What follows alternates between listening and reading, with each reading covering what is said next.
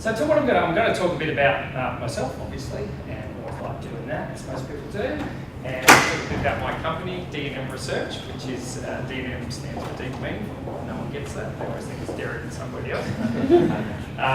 So I've had my time again, and actually, if I had done some research up front, I probably would have known that. But I didn't. I just kind of launched into it. I've been in the industry about 24, 25 years, and I absolutely love it. I'm going to talk a bit about how my journey through psychology and how I found psychology, because how many people here chose psychology from the very beginning, and how many found it through something else, starting a arts course or something? Yeah, I mean, I found it. So I didn't have this burning desire to do psychology. I didn't have this burning desire to be a market researcher. I actually wanted to be an architect. I didn't get into that, and then went and did Bachelor of Science and found psychology. So I'll talk a little bit about that, and then falling into market research. We'll talk a bit about what is market research, and I'll probably ask you guys to help me out with that, just get a feeling for what you think it is. And then the roles, and then why market research? Why is it an industry that perhaps you should be considering? And I'm going to try and do this in half an hour, which will be interesting. And then the kind of roles that you could play, the types of careers that exist in market research, and there are many and varied. And then this key thing, I think, really is the advantage that you have over other people that are in the industry, and I think it's really, really significant. And I guess I'll just end up with, you should consider market research. So in 1994, I studied at UNSW. I did a Bachelor of Science with honours in psychology. I ended up with a second class honours type 1, which I'm told is a drinking man's first class honours. Joke. I also have the additional qualification of QPMR, which is Qualified Forensic Market Researcher. So we as an industry have fairly high standards, and that's something that you have to firstly get accreditation for, and then you have to get 100 points each year to keep that. I think 20 points for just being here today, so doing those types of things. But a lot of reading, journal reading, and those types of things, so you have to do that every year. And that comes from AMSRIS, which is the Australian Market and Social Research Society, which is our peak body. Before that, I did 3 years in research and policy, so I worked in various government departments. I worked in the Department of Housing. I had just finished my 4-year degree. Probably like a lot of people here, I had every intention of going on and doing masters or getting clinical registration. I thought I'll just have some time out. So I got to work in the social policy unit at the Department of Housing. My first job was to review priority housing applications, which I found that was very much at the coalface, and I did find that a little bit confronting and a bit grim. And then I started finding that I loved other things, and eventually I got involved in market research through one of those departments commissioning a piece of research, and I started as the client, and that's where my love started. I spent 4 years with a company called Newspol, probably Australia's best known market research company. Everyone's heard of Newspol, right? So I was a psychology graduate, and I was basically crunching those numbers and coming up with the 48, 52, designing questionnaires and running questionnaires, but didn't really feel like I was applying all the skills that I had learned through psychology. But I still loved it then. It was a great training ground. Great place to learn, because what you learn at Newspol is you've got to be right, it's got to be accurate, you've got to apply all those standards in research that clearly that you've been taught here. And then I left there in '94 and established my company, D&M Research. I'm the MD, so I spent a lot of time looking after the strategy of the company, trying to build the team, and also I have to do sales as well, so that's another big part of it. But I'm probably a much better researcher than I am an MD. And I still spend a very active role in providing research services to our clients. And if you want to be in market research, you've got to present. Okay, so you're presenting every week, 2 or 3 times a week. So if you have a massive fear of public speaking, then you might want to start some therapy on that straight away. All right. I'm probably best known for the work I did a few years ago. I developed a derived method of understanding what we call a driver analysis. I'll talk a little bit about that. I did a paper on what men and women really want in a life partner, but won't necessarily tell you, which if you want to have a look at that work, you can Google it. It's quite interesting and funny, and there's a couple of YouTube videos out on that. So in 1994, I established D&M Research. We work on probably 10 projects a month at any one time. We'll have 10 projects. Each researcher would have 2 or 3 projects on the go at any time. We turn around projects with large sample sizes of 1,000, 2,000, including a qualitative stage, within 12 weeks maximum. Sometimes 6 weeks, sometimes 4 weeks. Sometimes we're asked to do things. So it's kind of very quick. You work very fast, which means you work quite long hours as well. If you're doing qualitative research, focus groups at night and those types of things. But there's some variety, it's a lot of variety, so that's one good thing.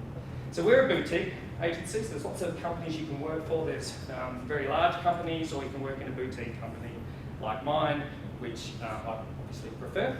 But in a boutique agency, you're going to get a handle across a lot more different types of projects. But we tend to be doing bespoke projects as opposed to tracking studies and those types of things. I'll talk a little about our mission to increase the odds in favour of a decision maker, because that pretty much underpins our view of the world in terms of what actually market research is. One of the great things about market research, these are like just some of the brands that I've worked on. There's heaps and heaps and heaps more, but you get to work across a whole bunch of different categories, everything from juice to printers to confectionery to sports. Magazines, pharmaceuticals, financial services. You get to immerse yourselves in those categories. You're never stuck in one category, so it's not like being the marketing manager of bath tissue at Kleenex, which you're going to be just doing bath tissue for the entire time you're there for 3 years. Whereas market research will give you, you might be doing dog food one day, you might be talking about pest spray another. Our single biggest client, which we're very, very, very proud of, is Red Bull Energy Drink, which we've had for 12 years in Australia and in New Zealand, and a wonderful company. Tough, but a wonderful company. It makes us really do our best work, which is great. And the other thing, of course, is you pretty much sometimes at the boardroom level table in these businesses, and you're having your say, which is a great contribution, but you're also learning from all these great minds as well. So having that multi-category discipline exposure, I find you grow as a person as well. And it's all because of this, ladies and gentlemen. That's my drinking man's first honest there. And as I was saying earlier, I didn't choose psychology. I know a lot of you here said you chose psychology. I think I wanted to be an architect, and I didn't get into that. And I got into a science degree. I did a science degree, and I picked up first year psychology. Absolutely loved it. Fell in love with it. I'm sure many in the room feel that way. And then basically made it my major and my determination to get into that 4th year, which I completed and did the honours year. I think I would say, I'm probably, it's nearly 30 years ago that I finished it. I started it 30 years ago, but 25 years ago since I finished it. There are things in that degree that I still use every day. A lot of it's, the stats still stay with me, I must say. I haven't kept up as a psychologist. I wouldn't call myself a psychologist. I wouldn't even dare call myself a consumer psychologist, which some people do in my industry who don't even have a psychology degree. But in terms of research method and those foundations that you're learning, they stay with you throughout the whole process. I think probably the best thing I got from that degree was it taught me to be a critical thinker. And if you want to be in research and you like solving problems and you're a little bit nosy, as probably most psych students are, and you like to unpack things and unravel things and then put them back together and conclude something completely different, then market research is probably something for you. So I kind of fell into this. I'm just kind of bumbling around in my life, just being lucky, I think. So I worked at Department of Housing, and I worked at the Department of Local Government, and they were doing a review of the Local Government Act, and part of that was to do a community consultation. And it was my job to supervise the market research company, which happened to be a news poll. We did a very large study, 1,000, N equals 1,000.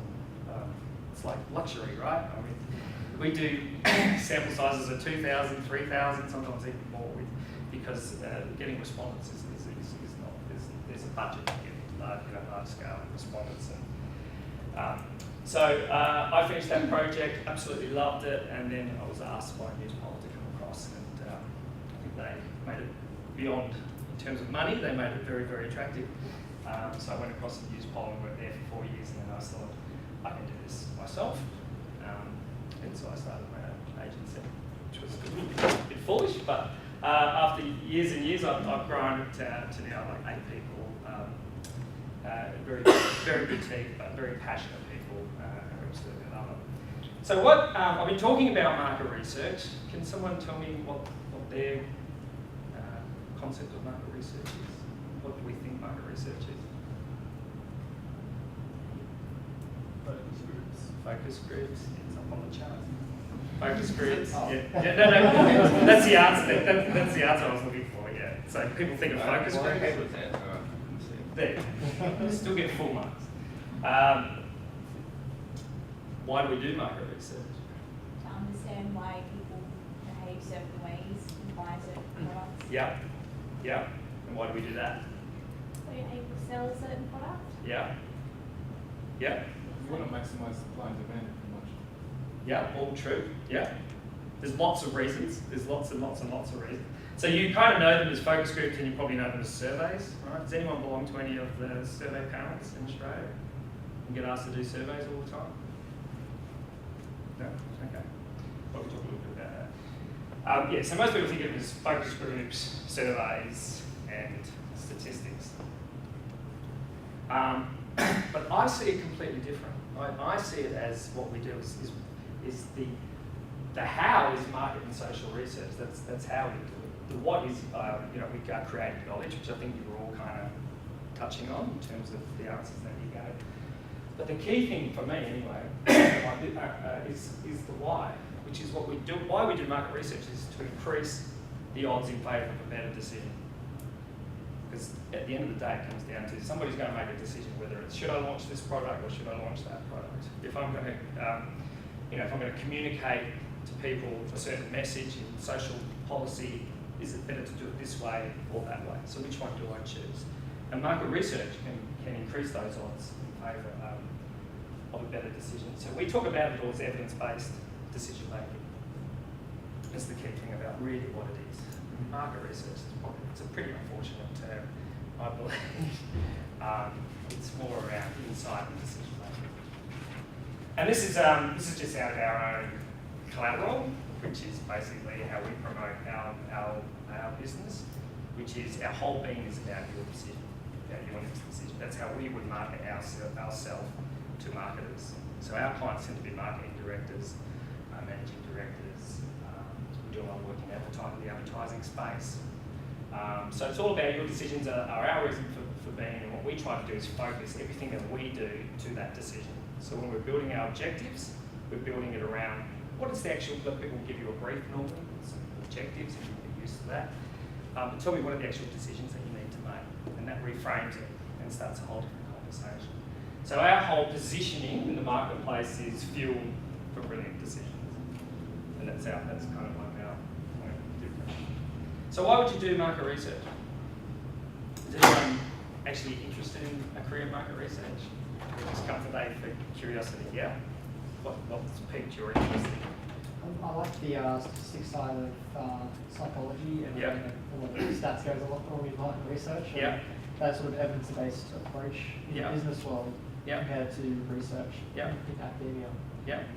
is interesting. Yeah. That was kind of my journey really, was I just loved stats for some reason. and that kind of led to anyone else? Yeah. Same sort of thing? Yeah, it's like the less academic. I'm interested generally in areas outside of Yeah. academics. Yeah, we like academic things. Well, okay, we do get to use a lot of cool stuff, I've got to say. Has anyone heard of driver analysis? No, it's not driving. So, driver analysis is about understanding why people make brand choices in a particular category. And we don't just ask people, what's important, what's not important. People, as you know, not very good at doing that. People tend to rate everything as an 8, 9, and a 10. So we have a lot of really cool ways of doing that. Things like a max diff, which is forces people to make choices and reevaluate those choices, and the cream kind of rises. Or we have other methods of, you know, stated and derived importance, and pair those two together, and then you can categorise them in different categories and do all these wonderful things, and really try to understand what's the, you know, we could be talking about colour TVs here, we could be talking about, you know, Porsches and Lamborghinis. It's kind of the same methodology. Someone heard of segmentation? I'm sure everyone's heard of that, cluster analysis and latent class analysis. That is really a lot of fun. That's putting people into segments based on needs, attitudes and behaviours. So trying to put consumers into groups. So we recently did this for M&C Private Girls School, and we basically mapped out the 7 different types of parents. And we worked out which of those parents would be good for the school, which ones they should attract. We did a driver analysis of all of those different types of parents who actually knew what drove them. And then we went back to the school and we could start developing strategies around, you know, if you're after, it's not the segment, but if you're after tiger mums, then, you know, these are the things that will drive and that we need to deliver on. I made that up, there were no time. Test new products and advertising ideas and concepts, which we call MPD and ad pre-testing. We do a lot of ad pre-testing. There's not an ad on TV really, well there are some probably, but a lot of them get tested. So the ad agency will come to us with 3 different ads, and you get to see these ads when they're pretty raw, you know, and then you run them through, we have a particular methodology for doing that, which uses a thing called cognitive response analysis, but also some hard metrics. And you get to see that go through that process, and you get to advise how to make that ad better and how to bring it more on in tune with, at the end of the day, selling more stuff to people who don't really need it, which is what we do. But we're all part of it, people. We're all consumers, right? So I'm just loyal in the machine. So understanding, measuring brand health and brand equity, which is most of the big brands have this thing called brand health, which means they are measuring the health of their brand or the equity in their brand. Simple things like that is, you know, top of mind awareness. So if I mention energy drinks, you're all thinking Red Bull and B, right? And then probably Mother and those others are further down. So that's a measure of its salience. That's a measure of its brand health. But if I then said, who's heard of Mother, you'd probably go, yep, we've all heard of that. So you know it, but it's not that prominent in your mind. You put those 2 numbers over each other, you've got a measure of sales. So just things like that. So brands will track a whole lot of, you know, ever tried, had in the past 12 months, all those types of things. Most of the big banks and all that do that. Have you ever heard of Net Promoter Score? Which is the simplest, it's what I call a bright shining object. Management loves it because it's one number and they can understand it. It's basically one single question that's supposed to be linked to growth. And then you track those things, how brands are positioned. So, you know, when people talk about positioning in marketing, where's your brand positioned? There's ways of measuring those things through association measures and correspondence analysis. So you get to use all this fun stuff. Discover and map the buyer decision journey. So we did this recently for Red Bull, where we actually went to the nightclubs night after night after night. And actually, you know, watched, observed ethnographically what was going on, took it all back to work and tried to understand it. And look, I haven't talked much about social research. What we do is, when we talk market research, we are talking social research. I tend to work more in the commercial world, but this is another area, you know, which is really around informing policy and a lot of government work, but that's also a very interesting area. And then there's much more. There's pricing, there's demand research, cool hunting, just going around looking for trends and doing trends analysis, customer sentiment type of thing. You get to do that with some pretty cool tools like, you mentioned focus groups, you know, moderation, exploratory tools like objective techniques. You're probably familiar with those, you know. If it was a person, you know, we're talking about a category, you know, if Red Bull's a person, what would it look like? Or if we went to Planet Red Bull, what would it look like? What would the cars be like? What would the people be like? You know, which is often fun. Ethnography, so it's going out and actually making observations in situ. The online techniques, you've all probably seen, everyone's done an online survey, right?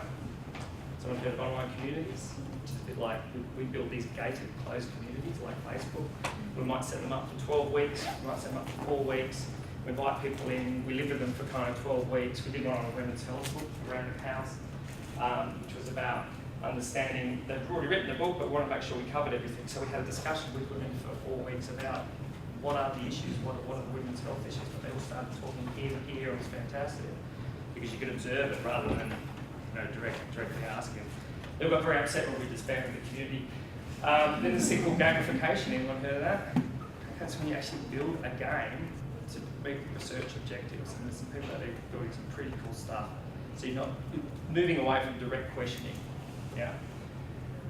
Then we've got advanced methods. I mean, it's not an area I'm in, but you know, neuroscience and eye tracking and all those kind of cool things are also there in the industry. And then you've got your advanced stats. Probably find it in a day-to-day way, it gets a little bit kind of dumbed down a bit. And violating your type 1 error rate is kind of a daily thing.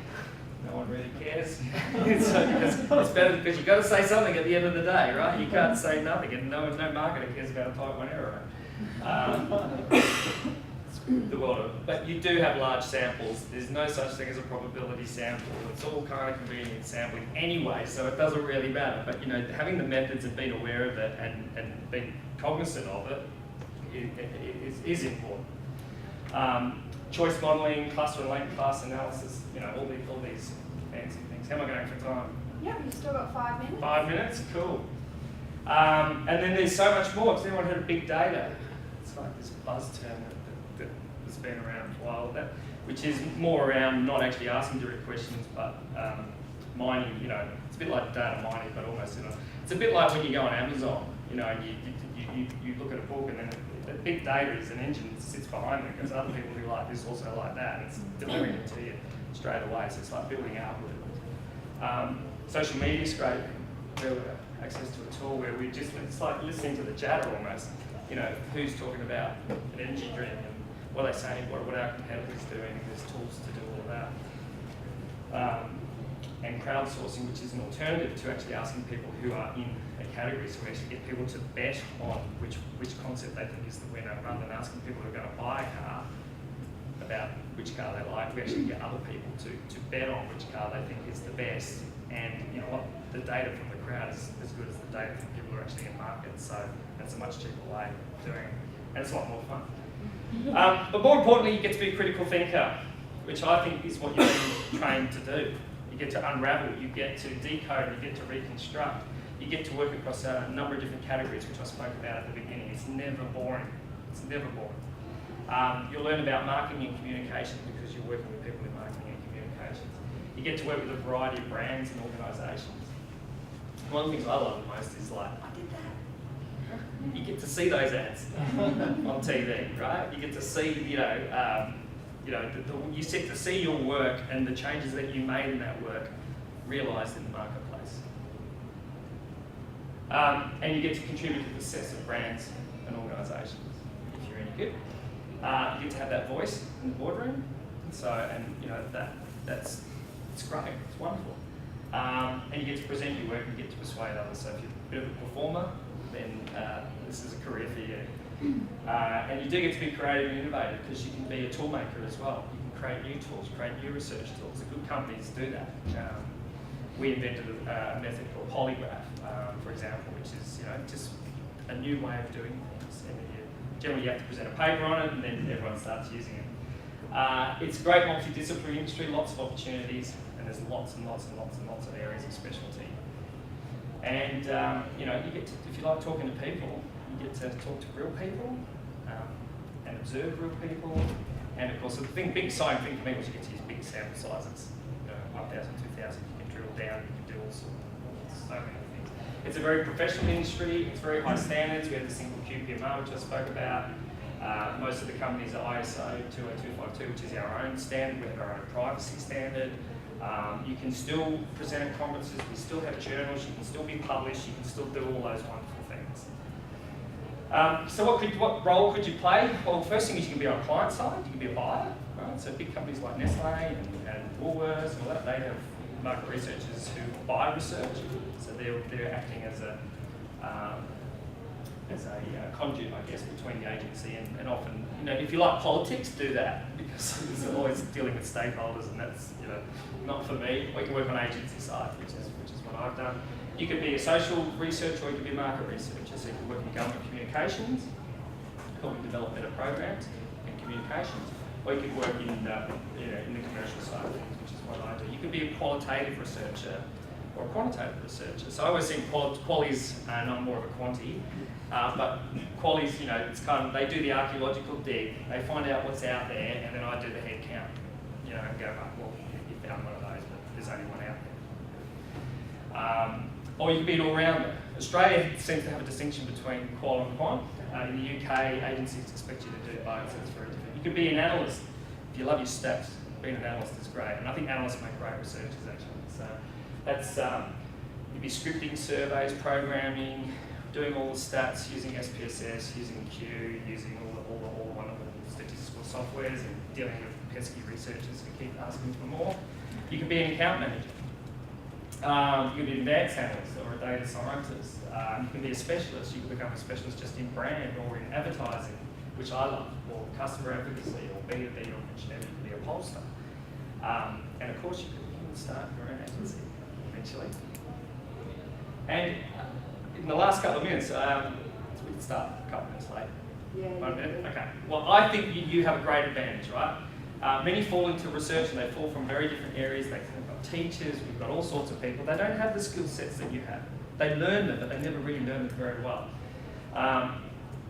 You've been trained in the method of science. I think that is one of the key things, including how to hypothesize and design research framed in objectives. You've been trained in research and questionnaire design, the methods of sampling, statistics, reliability, validity. These things are all important. You have the knowledge about how and why we think and behave in different ways. And I think the key thing is you've all been trained as critical thinkers, and that is the key thing. Being a nosy Parker in this business is very, very important. As I said, you're probably a curious person. So, with 30 seconds to spare, I would say please consider a career in market research. If you want to find out some more, there's a link here which will show you a video which is from Amterus, which will show you what some graduates in there. Just before you go, I'd like to thank Derek for giving up his time today and bringing together all these classic components of psychology and showing us how they all come together in the real world. Thanks so much. You're welcome. Congrats. It's a pleasure.